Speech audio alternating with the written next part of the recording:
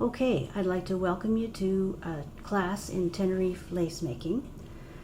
Tenerife lace has many names. If you're a Spanish speaker, you'd probably be saying Tenerife. And in different parts of the world, it's called different things. It's believed that it was started sometime in the 16th century in probably Spain. Most people seem to talk about Spain as the origin, although it may have come down from the Netherlands. I read in one book. They think that it might have started as a form, as an element of drawn thread work.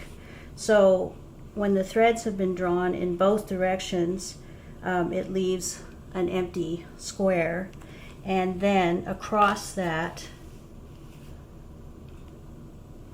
just move that up a little, across that it's possible to establish a wheel-shaped support and to start weaving the wheel. So they believe that that is probably the origin of the technique. It was called sol lace or soles.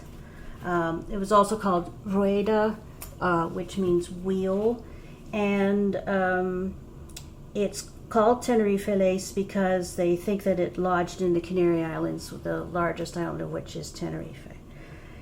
Then it was brought to South America, and there isn't total agreement on how. Some people say the Jesuits brought it with women that worked for them. Others say the conquistadors brought it, again with women camp followers bringing it with them. Certainly the lace was used in the church, in vestments and so on. So it's possible it could be either, it could be both. So some examples of what traditional lace looks like, used in mantillas, shawls, fans, handkerchief edgings, doilies, so decorations for the body and the house. A more modern version, but of a fairly traditional shape, done in a dramatic black thread. This is multiple motifs that have been sewn together with other even smaller motifs attached around the outside edge. And here's this is the maker here, and here's a white version of the same motif.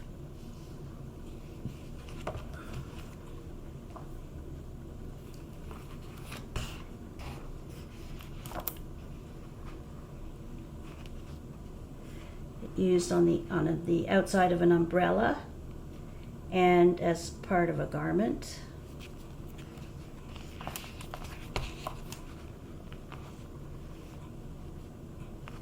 This is the bra part of a nightgown and a communion dress of a small child.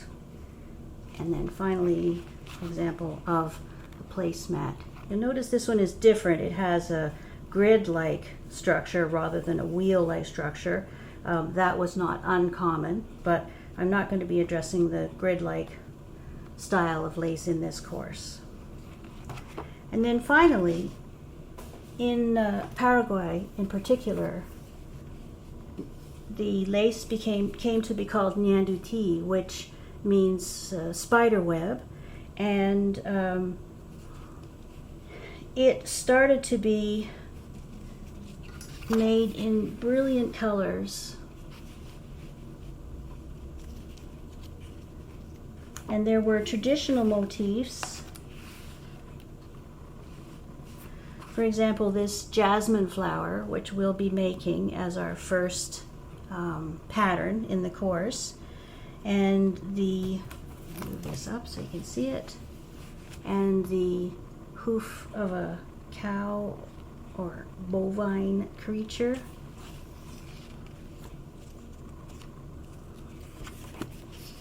Here are some more brightly colored ñanduti.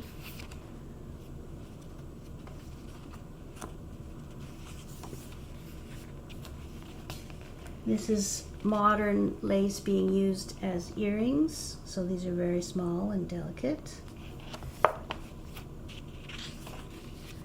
And just to give you a blast, here's an example of some of the just incredibly bright colors that are chosen for the Paraguayan lace. So that gives you a very brief overview of what the lace can look like and how it can be used. In the class, we're going to deal with the tools of lace making. We could be using looms that have teeth on them and look something like this. This is a set of looms from Brazil. We could be using looms that have holes in them, and each ring on this loom allows you to make lace of a different size. This one is a homemade loom. Here's a commercial version. Different shapes, hexagon for example.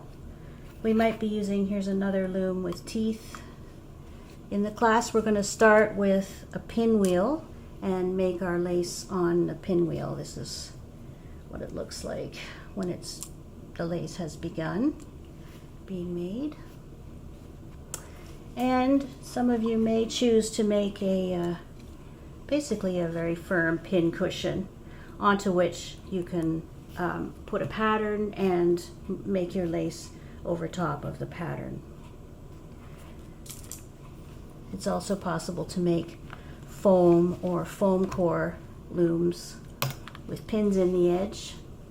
So you'll have free rein as to how you want to move forward with loom making. The course is going to be held over Zoom with classes on specific days.